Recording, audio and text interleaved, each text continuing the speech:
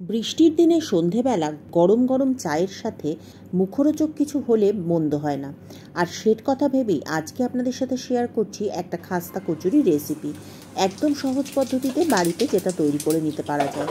প্রথমেই কড়াইতে গরম করে নিয়েছি রিফাইন্ড অয়েল। আমি এখানে 2 চা-চামচ মতো রিফাইন্ড অয়েল নিয়েছি। রিফাইন্ড অয়েলটা গরম করে নিয়ে তারপরে এর মধ্যে দিয়েছি 1/4 টিস্পুন জিরে।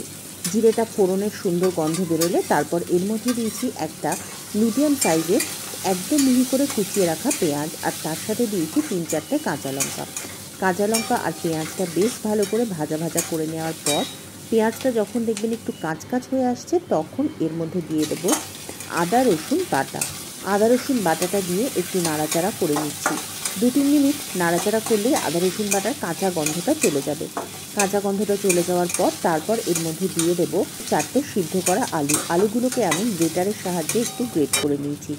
এই গ্রেটার সাহায্যে গ্রেট করে নিলে পরে আলুগুলো খুব মসৃণ একটা মিশ্রণ তৈরি হয়। হাতের সাহায্যে মেখেও নিতে পারেন, তবে সেক্ষেত্রে অনেক সময় কি হয় একটু ছোট বড় দানা থেকে যায়, আর গ্রেটারের সাহায্যে গ্রেট করে নিলে এই দানা থাকার সম্ভাবনাটা একেবারেই থাকে না।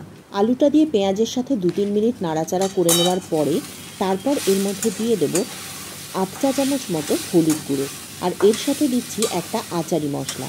এই আচারি মশলার রেসিপিটা আমি কয়েকদিন আগে একটা চিকেনের রেসিপি রান্না করার সময় আপনাদের সাথে শেয়ার করেছিলাম।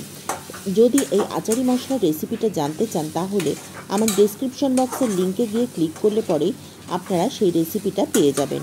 মশলাটা ফ্রিজে পড়েছিল, তাই জন্য ভাবলাম মশলাটাকে এই আলুর মধ্যে দিয়ে ব্যবহার করে ফেলি। এর সাথে দিয়েছি সামান্য একটু চিনি আর সামান্য একটু নুন। সব কিছু দিয়ে খুব ভালো করে মিশিয়ে নিয়ে তারপর এর মধ্যে দিয়েছি সামান্য একটু বিট নুন। বিট নুনটা দিলে এর টেস্টটা খুব সুন্দর লাগে, আর বিট নুনের টেস্টটা আমার নিজের ব্যক্তিগতভাবে খুব ভালো লাগে, সেই জন্য আমি বিট নুনটা ব্যবহার করেছি। তবে আপনি যদি চান তবে বিট নুনটা স্কিপ করতে পারেন। এর জায়গায় আপনি চাট মশলাও দিতে পারেন। সব কিছু খুব ভালো করে মিশিয়ে নিয়ে একটু ভাজা ভাজা করে নিয়ে তারপর আলুর মিশ্রণটাকে একটা প্লেটের মধ্যে নিয়ে এটাকে ঠান্ডা হতে দেব। যতক্ষণ মিশ্রণটা ঠান্ডা হচ্ছে ততক্ষণ ময়দাটা মেখে নিয়েছি 2 কাপ ময়দা। আমি মেজারিং কাপের মধ্যে 2 কাপ মতো ময়দা নিয়েছি। এর সাথে দিচ্ছি ঘি।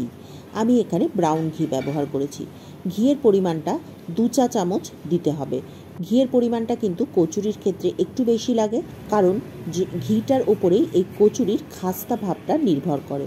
2 চামচ ঘিয়ের সাথে আমি দিয়েছি স্বাদ মতো সামান্য একটু নুন, আর দিয়েছি 1/2 চামচ মতো জোয়ান। জোয়ানটাকে হাতের মধ্যে পিষে এর মধ্যে মিশিয়ে দিচ্ছি, এতে জোয়ানের ফ্লেভারটা খুব ভালো হবে। এবারে খুব ভালোভাবে হাতের সাহায্যে ডলে ডলে ময়দাটাকে ময়ন করে নিতে হবে। এই ময়ন করার কাজটা কিন্তু একটু ধৈর্য ধরে প্রায় মিনিট 2-3 ধরে করতে হবে, যাতে সমস্ত ময়দাটা খুব ভালো করে ময়ন হয়ে বেশ একটা ক্রাম্বলি টেক্সচার তৈরি হয়। আর তৈরি হওয়ার পর তারপরে একবার মুঠো পাকিয়ে দেখে নেবেন। যখন দেখবেন এই রকম মুঠো পাকানো যাচ্ছে এবং মুঠোটা খুলে যাচ্ছে না, ভেঙে পড়ছে না, তখনই বুঝবেন যে ময়নটা একদম সুন্দরভাবে দেওয়া হয়ে গেছে। এবারে অল্প অল্প করে জল দিয়ে ময়দাটাকে মেখে নিতে হবে।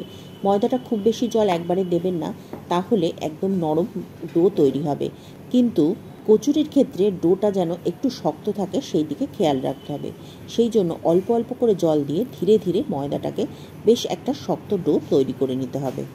আজকের ভিডিওটা দেখে যদি ভালো লাগে তাহলে অবশ্যই লাইক, শেয়ার আর কমেন্ট করবেন।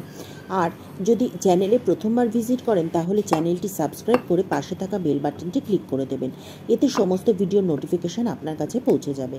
আর যদি ফেসবুক পেজ থেকে দেখেন তাহলে পেজটিকে ফলো করে নেবেন। এদিকে দেখুন ডোটা তৈরি হয়ে গেছে। ডোটা কিন্তু খুব মসৃণ করে আমি মাখিনি, শুধুমাত্র সব কিছু একত্রিত করে মিশিয়ে নিয়েছি। এবার এটাকে চাপা দিয়ে রেস্টে রেখে দেবো প্রায় 1/2 ঘন্টা। ফিরে এলাম 1/2 ঘন্টা পরে। ময়দাটাকে আরও একবার বেশ ভালো করে মেখে নিতে হবে। ময়দাটাকে মেখে একদম মসৃণ একটা ডো তৈরি করে নিচ্ছি। এবারে এর থেকে লেচি কেটে নেব। আমি এখানে লেচিগুলো একটু বড় বড় করে বানাচ্ছি। খাস্তা কচুরি যেহেতু ভেতরে পুর থাকে, সেই জন্য খাস্তা কচুরির লেচিগুলো আমি একটু বড় বানাচ্ছি। এখানে 2 কাপ ময়দা আমি নিয়েছিলাম, তাতে আমার মোটামুটি 8টা লেচি তৈরি হয়েছিল। লেচিগুলোকে বানিয়ে তারপরে এগুলোকে একটু মসৃণ করে নিচ্ছি, নিয়ে তারপরে এগুলোকে বেলে নেব। নিয়ে নিয়েছি একটা লেচি, সামান্য একটু ময়দা দিয়ে এবার এটাকে বেলে নিচ্ছি, তবে খুব বড় করে বেলার কোনো দরকার নেই। অর্থাৎ আমরা যে লুচির মতো যে কচুরিগুলো ভাজি সেই রকম কচুরি বানানোর জন্য যেরকম আমরা রুটিটা বেলে নিই সেই রকমভাবে বড় রুটি বেলার কোনো দরকার নেই। এখানে একটা ছোট রুটির মতো বেলে নিলেই চলবে। এবার এর মধ্যে দিয়ে দিচ্ছি পুর। পুরটা একটু বেশি দেওয়ার চেষ্টা করবেন, যে খাস্তা কচুরির ভেতরে পুরটা যত বেশি হয় খাস্তা কচুরির স্বাদটা তত বেশি ভালো লাগে। পুরটা দিয়ে এবারে এটাকে চারদিক দিয়ে সুন্দর করে একত্রিত করে নিয়ে খোলা মুখটাকে বন্ধ করে দিতে হবে। খুব ভালো করে বন্ধ করতে হবে যাতে কোনো রকমভাবে ভাজার সময় পুরটা বেরিয়ে না আসে। মুখের কাছে সব জড়ো করার পর যদি বাড়তি ময়দার পোর্শন থাকে তাহলে সেটাকে কেটে ফেলে দেবেন। ঠিক যেভাবে ভিডিওতে দেখানো হচ্ছে সেইভাবে খাস্তা কচুরিগুলোকে গড়ে নিতে হবে। আমি আরও একটা খাস্তা কচুরি আপনাদের সামনে গড়ে দেখিয়ে দিচ্ছি কিভাবে তৈরি করতে হবে।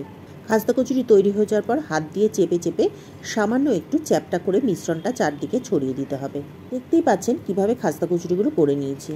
এবারে বাকি খাস্তা কচুরিগুলো আমি একইভাবে তৈরি করে নিচ্ছি। সমস্ত খাস্তা কচুরিগুলো বানানো হয়ে যাওয়ার পর তারপর এগুলো ভেজে নেওয়ার পালা। কড়াইতে গরম করে নিয়েছি সাদা তেল। তেলটা কিন্তু খুব গরম করা যাবে না, তেলটা খুব হালকা গরম করে তার মধ্যেই কচুরিগুলোকে ছেড়ে দিচ্ছি।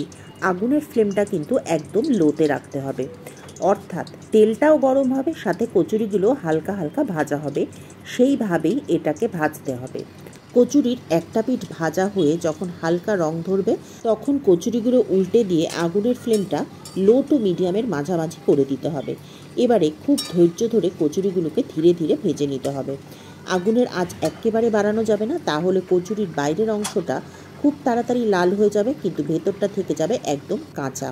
এবারে লো টু মিডিয়াম ফ্লেমের মাঝামাঝি রেখে কচুরিগুলোকে বারে বারে উল্টে পাল্টে হালকা সোনালি রং ধরা পর্যন্ত ভেজে নিতে হবে। দেখতেই পাচ্ছেন কচুরিগুলো আস্তে আস্তে কীরকম ফুলে উঠছে। প্রতি 1 থেকে 2 মিনিট বাদে বাদে কচুরিগুলোকে উল্টে পাল্টে দিতে হবে। এইভাবে এক একটা ব্যাচে কচুরি ভাজতে আমার মোটামুটি 10 মিনিট করে সময় লেগেছিল। এভাবে কচুরি ভাজলে পরে কচুরির ভেতর পর্যন্ত খুব সুন্দরভাবে ভাজা হয়ে যাবে আর দেখবেন কচুরিগুলো একদম খাস্তা তৈরি হবে। কচুরিগুলো ভাজার সময় একটু ধৈর্য ধরে ভাজলে পরে কচুরিগুলো দেখুন কত সুন্দর রং চলে এসেছে। এবার কচুরিগুলোকে তেল থেকে তুলে রেখে দেব, এর থেকে বেশি ভাজার দরকার নেই। কচুরিগুলো এখনও গরম আছে আর সেই জন্য এগুলো নিজের তাপেই কিছুটা ভেতর থেকে হালকা হালকা রান্না হতে থাকবে, সেই জন্য এই অবস্থাতেই এগুলোকে তুলে নিতে হবে। বাকি কচুরিগুলো আমি ব্যাচ বাই ব্যাচ হালকা আঁচে এইভাবে ভেজে নিচ্ছি। বর্ষার সন্ধ্যায় এরকম গরম গরম খাস্তা কচুরি আর তার সাথে গরম গরম চা, সন্ধ্যের পার্টি একদম জমজমাট হয়ে যাবে। খাস্তা কচুরিটা আমি সার্ভ করেছিলাম তেঁতুলের চাটনির সাথে। একটা কচুরি ভেঙে দেখিয়ে দিচ্ছি কচুরিটা কত সুন্দর তৈরি হয়েছে। দেখুন কচুরিটা এখনও গরম আর আমার ভাঙতে বেশ অসুবিধাই হচ্ছিল, তবুও আমি এটাকে ভেঙে আপনাদের দেখাচ্ছি। দেখুন ভেতরে আলুর পুরটা কি সুন্দরভাবে চারদিকে স্প্রেড করেছে। আলুর পুরটাতে আজকে আমি পেঁয়াজ রসুন দিয়ে বানিয়েছি, তবে আপনি যদি পেঁয়াজ রসুন না খান তাহলে শুধুমাত্র আদা বাটা আর ভাজা মশলা দিয়েও এই পুরটা বানাতে পারেন, সেটাও খেতে খুব ভালো হয়। আজ এ পর্যন্তই, আবার দেখা হবে নতুন রেসিপি নিয়ে নতুন ভিডিওতে।